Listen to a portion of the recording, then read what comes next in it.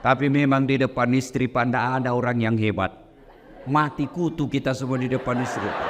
Apa kata istri saya? Hei Ustadz, di luar kau boleh singa panggung, tapi di rumah kau Hello Kitty. Ya ketawa, saya serius ini. Dia pikir gampang jadi suami. Coba lihat itu, kasihan. Kadangkala bawa Grab, motor, di jalan kempes bannya, dia tidak telepon kamu itu. Kenapa? Cukup saya yang menderita, tidak perlu istri saya tahu. Itu di dunia, di akhirat lagi dicari tuh suaminya. Kalau ibunya masuk neraka, ada 4 laki-laki yang melindungi. Sebelum diperiksa amalnya istri, sebelum diperiksa amalnya ini istri, ada 4 laki-laki yang tanggung ibu-ibu nih. 1 bapakmu, 2 saudara laki-lakimu, 3 suamimu, 4 anak laki-lakimu. Kami laki-laki tidak ada yang tanggung. Makanya jangan suka ngomel.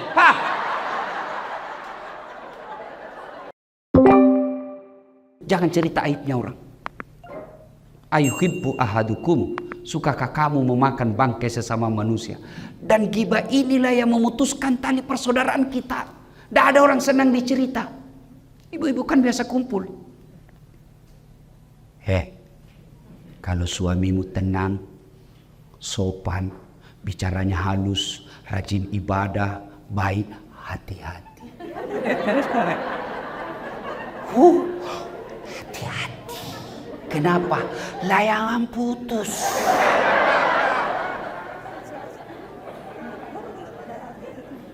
Berhenti. Begitu ibu mulai ada oh iya, itu kepala dinas itu begitu. Kau tahu sinetron tadi malam, jelek betul sifatnya. Ribut seperti itu. Langsung orang jadi korban. Bu, kalau majelis taklim yang sukses, dia akan berkata, sudah deh, tidak usah cerita kejelekannya orang. Na'udzubillah min zalik. Kita berlindung kepada Allah dari keburukan seperti itu. Belum tentu suami kita lebih baik dari suami dia. Hanya Allah saja masih tutup aib dan keburukan aib suami kita. Itu baru majelis taklim yang baik. Ini tidak, biar bukan urusannya mau dicampuri.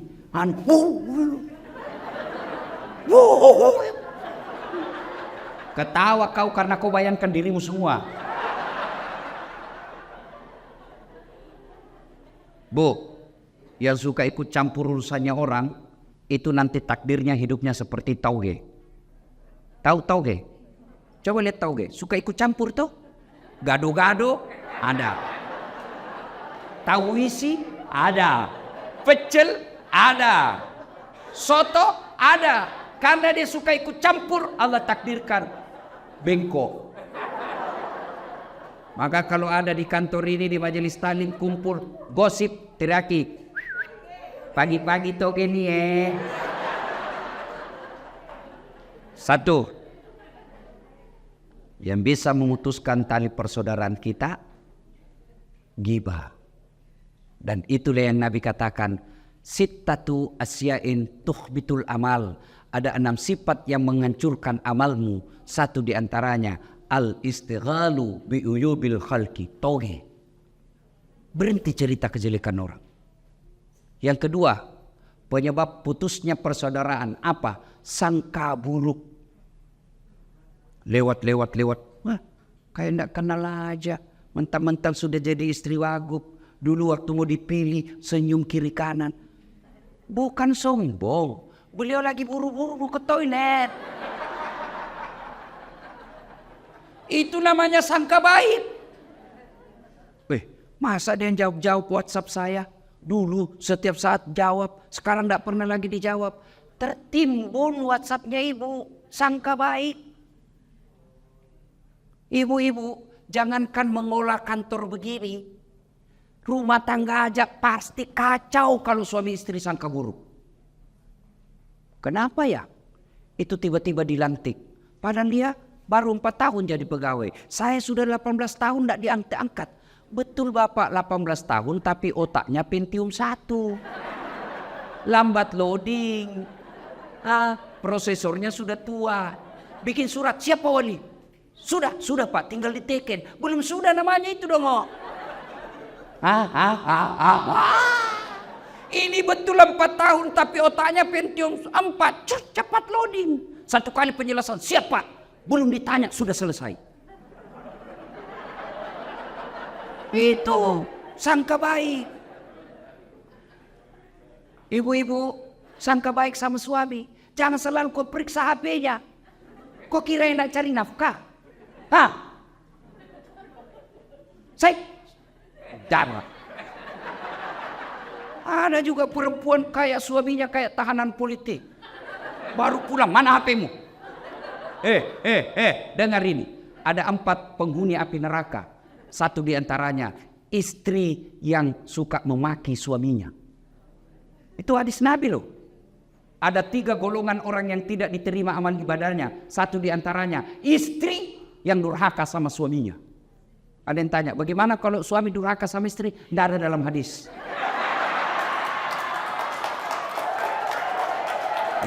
Coba lihat kelakuannya nih ibu-ibu. Ustadznya aja ada mau komplain. Bu. Kira kapan jadi suami bu? Coba lihat suami kita. Di kantor dimaki-maki sama wali kotanya. Siap. Di warung kopi dikejar tagihan. Sampai lagi di rumah dimaki-maki lagi sama istrinya. Goblok, kenapa kau tidak lawan? Apa mau dilawan? Nah dia wali kota. Jangan ketawa, saya serius ini. Dia pikir enak jadi suami. Bu. Bu. Itu suami bu. Ibu ditanggung dunia sampai akhirat. Ibu pikir suami tidak malu kalau ibu pulang lebaran tidak punya baju baru, tidak pakai cincin. Malu kami sebagai suami. Malu harga diri kami sebagai suami. Istri tahun lalu itu juga baju lebarannya. Pulang kampung masih ini, malu kita sebagai suami bu. Ibu pernah tidak malu kalau suamimu tidak pakai baju baru? Tidak pernah. Jangan ketawa, saya serius ini. Dia pikir kapan jadi suami. Coba lihat itu kasihan. Kadangkala bawa Grab, motor, di jalan kempes bannya. Dia tidak telepon kamu itu. Kenapa? Cukup saya yang menderita. Tidak perlu istri saya tahu. Itu di dunia. Di akhirat lagi dicari tuh suaminya. Kalau ibunya masuk neraka, ada 4 laki-laki yang melindungi. Sebelum diperiksa amalnya istri, sebelum diperiksa amalnya ini istri, ada 4 laki-laki yang tanggung ibu-ibu nih. 1 bapakmu, 2 saudara laki-lakimu, 3 suamimu, 4 anak laki-lakimu. Kami laki-laki tidak ada yang tanggung. Makanya jangan suka ngomel. Biar HP selalu diperiksa. Bagaimana suamimu tidak bikin nama palsu?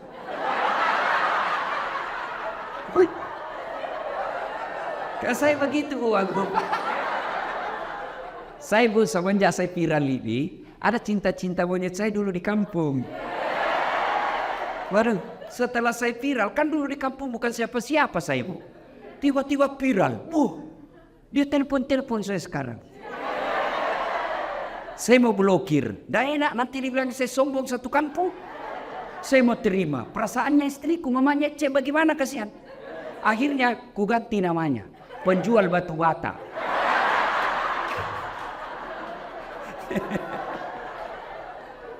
Suatu ketika saya lagi nonton sepak bola. Tiba-tiba bunyi telepon.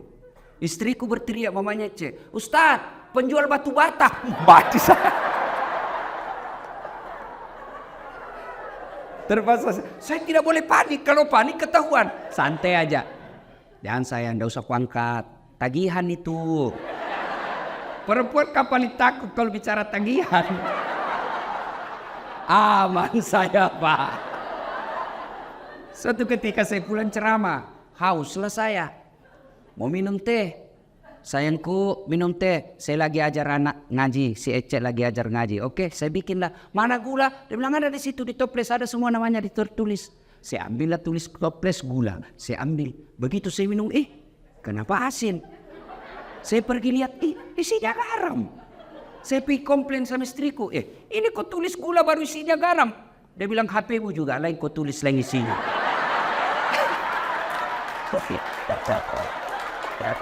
Salatullah salamullah ala toha rasulillah. Salatullah salamullah ala yasin. Alhamdulillah. Jadi jangan sangka buruk.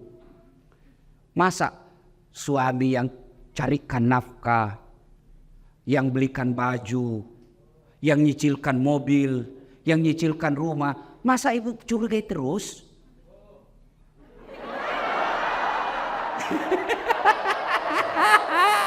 I love you full. Tenang Pak, saya bela kau hari ini. Karena kau takut sama suami istrimu ini. Ini.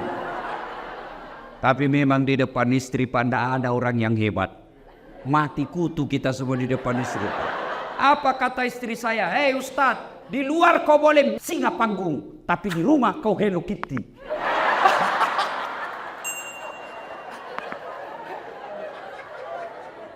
Bu, telepon suami. Kok tidak dijawab? Oh, suamiku lagi sholat duha. Tenang perasaan. Telepon lagi jam 12. Kok belum dijawab? Oh, berarti lagi sholat berjamaah. Tenang perasaan. Telepon jam 2. Belum dijawab. Oh, berarti suamiku lagi meeting sama wali kota. Telepon lagi. Tidak dijawab. Oh, mungkin HP-nya dilupa di mobil. Tiba-tiba masuk WhatsApp. Saya lihat suamimu bonceng cewek cantik betul. Oh, berarti suamiku lagi nge-grab. Tenang perasaan. Iya tuh Bu. Bu. Hei. Apa enaknya sangka buruk sama suami? Sebutkan. Apa? Capek. Apa enaknya sangka buruk? Stres. Kalau kau sangka buruk, apa yang kau dapat? Sengsara kan? Coba kalau sangka baik. Kenapa? Dosanya dia, ibu tidak tanggung. Dia selingkuh, tidak ada urusan. Saya tidak tahan Ustaz. Bukan dengan mempermalukannya di medsos. Tak kusangka kau begitu. Andai ku tahu begini, aku tidak menerima lamaranmu. Apalagi tidak, Nasoduk punya anak 2. Maka lebih baik apa? Kau tanggung dosamu. Kau berbuat di luar Pak, kamu yang tanggung. Beda kami laki-laki. Kalau istri keluar tidak izin, kami laki-laki tanggung dosanya. Kalau istri tidak pakai jilbab, kami suami yang menanggung dosanya. Kalau istri tidak sholat, kami suami yang tanggung dosanya. Itulah makna ayat ku anfusakum wa ahlikum nar. Makanya ibu tenang deh, jangan sangka buruk. Orang yang selalu sangka buruk memutuskan tali persaudaraan. Panjang mau dicerita, tapi waktu yang terbatas. 2. Sedekah. Bu, pernah lihat orang diantar ke kubur? Pernah?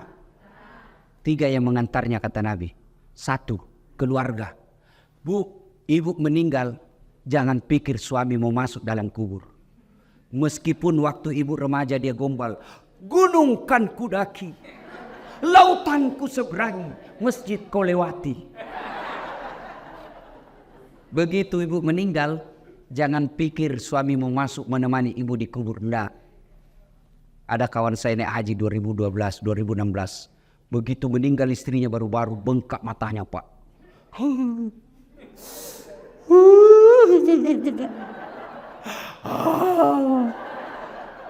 Saya bilang hebat betul ini Bapak. Biasanya kalau laki-laki meninggal istrinya sih menangis, tapi tidak sampai ngau-ngau. Sabar Pak, separuh jiwaku hilang Ustaz. Rasanya tidak bisa kulanjutkan hidupku. Sabar Pak, innalillahi. Belum setengah tahun Bu. Saya pergi jogging, tahu kan lapangan Karebosi di Makassar. Saya lagi jogging, ketemu saya sama itu teman saya. Di sampingnya ada perempuan, putih, muda, panjang rambutnya. Saya tanya, Haji, siapa? Siapa Haji? Yang baru Ustaz.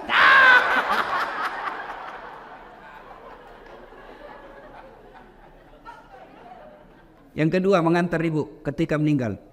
Apa ibu? Harta.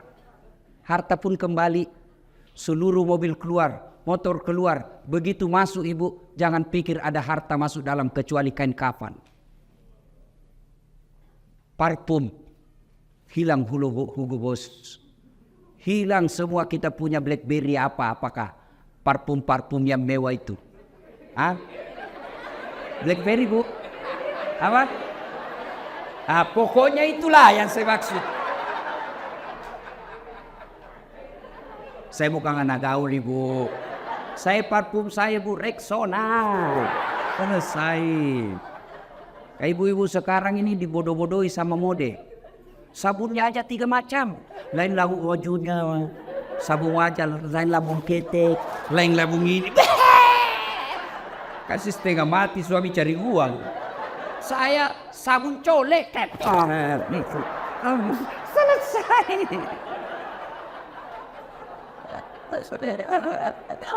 Ya. Yang ketiga mengantar kita amal. Masuklah kita ke kubur. Begitu masuk kubur, bu, jangan pikir akan kembali lagi.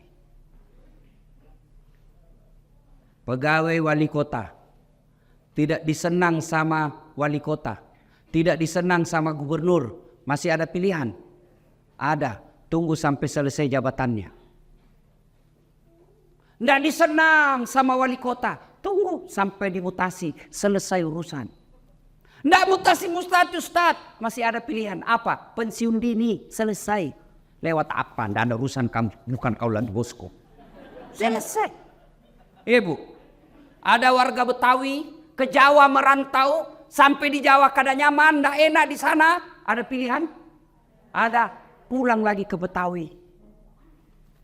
Ada orang Jawa merantau ke Papua, Papua tidak nyaman, balik lagi ke Jawa. Mangan orang mangan, yang penting ngumpul. Senguara. Wes. Saiki monggo. Selesai.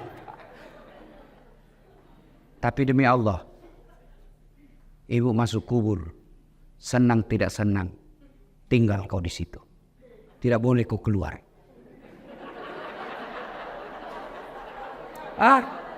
Ternyata sudah masuk kubur. Tidak nyaman, keluar dulu deh. Ibu pun kalau keluar lari satu komplek. Tidak ada yang mau dekat sama ibu. Ketika sudah masuk dalam kubur, 3 aja yang bisa menolongmu, kata Nabi. 1 di antaranya, sedekatun jariyah. Sedekah. Mohon maaf, matur nuhun. Ini bu, jinji. Yang di depan ini, yang banyak emas berliannya. Tuh saya lihat cincin-cincinnya ibu. Jam tangannya ibu Agung. Kalau meninggal siapa yang pakai perhiasan ibu? Anak, bukan, istri kedua. Ia pasti kawin lagi lah suamimu. Didengarlah ceramah saya, ini istriku, mamanya cek di rumah. Ustadz, itu saya dengar ceramah. Kalau meninggal kawin lagi. Jadi kalau saya meninggal Ustadz kawin lagi. Saya bilang di sini kau sayangku. Ku peluk dia sambil ku jelaskan. Ku dengar baik-baik sayangku ya. Engkau permata hatiku. Jangankan kau mati. Kau masih hidup saja saya selalu berpikir kawin lagi. Apalagi kalau kau sudah mati. Daripada ibu-ibu itu emas berlian. Dinikmati orang istri kedua, mending ibu kirim ke kubur sekarang. Sedekah. Dan enaknya menjadi istri wali kota, istri sekda, istri wagub, meskipun palsu tetap orang bilang asli. Iya toh? Kalau ibu wagub pakai, pasti orang bilang asli dong. Padahal belinya di Tanah Abang. Iya, maka keliru orang kaya. Kalau saya kaya, mending saya pakai yang palsu. Orang pasti tahu asli. Tapi kita orang miskin, biar sudah asli, orang bilang dari mana kau dapat?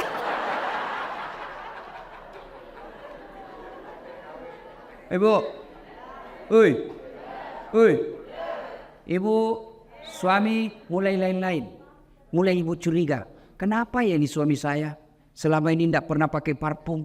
Setiap mau keluar sekarang cari parfum. Kalau tidak ada parfum dia cari pengharum ruangan. Itu 50% ibu wajib curigai. Kenapa ya? Setiap terima SMS selalu masuk toilet. 70% itu ada masalah. Daripada ibu curhat di medsos. Cerita ke tetangga. Cerita ke majelis taklim. Cerita ke ibu PKK. Mereka demi Allah tidak mampu menyelesaikan masalah. Lebih curhat kepada Allah. Doa namanya dalam sholat hajat. Ibu menangis di hadapan Allah. Tapi saya tidak tahu baca doanya Ustaz. Doa bukan membaca. Doa bukan menghafal. Doa itu curhat. Bahasa Arab bukan. Bahasa Belanda boleh. Bahasa Betawi silakan. Bahasa Inggris kalau kau tahu. Bahkan boleh pakai bahasa isyarat.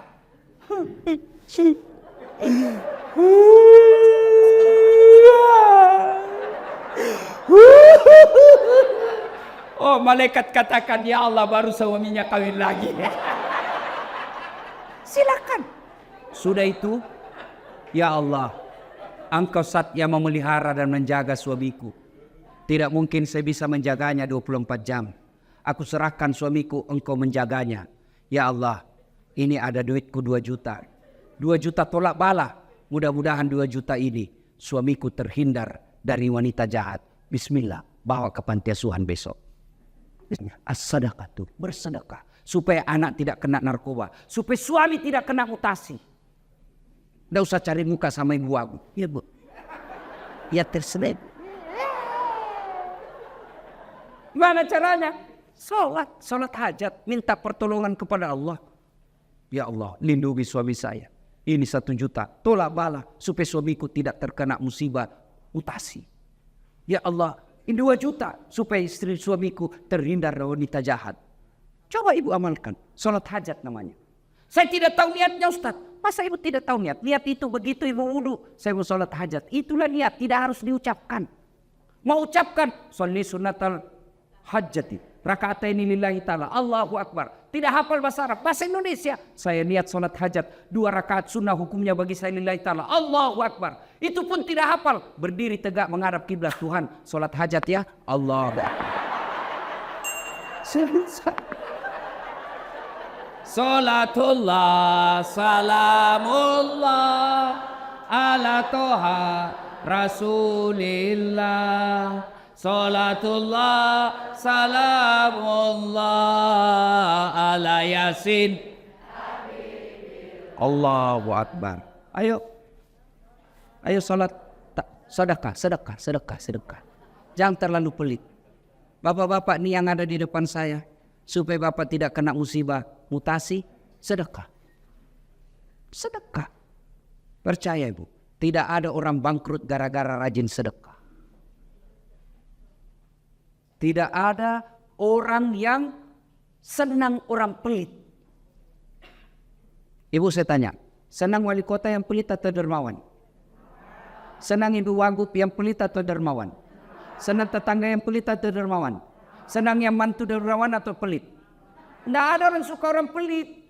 Bahkan orang pelit sekalipun tidak senang sama orang pelit.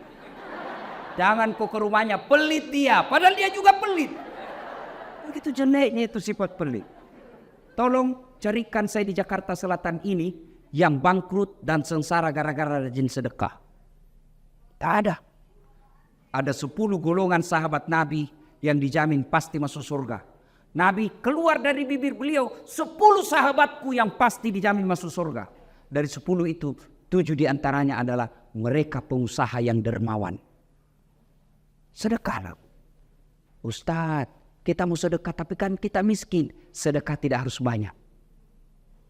Sedekahnya seorang ibu cleaning service.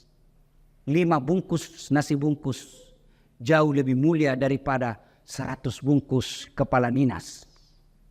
Kenapa? Kalau 5 bungkus dari cleaning service murni duitnya 100% dia sedekahkan.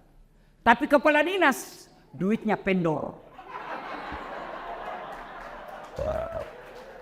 Ayo sedekah. Ibu bapak yang saya muliakan. Pada akhirnya Tujuan puasa membentuk ukhuwah dan melahirkan insan-insan yang dermawan. Mudah-mudahan kita hadir di tempat ini.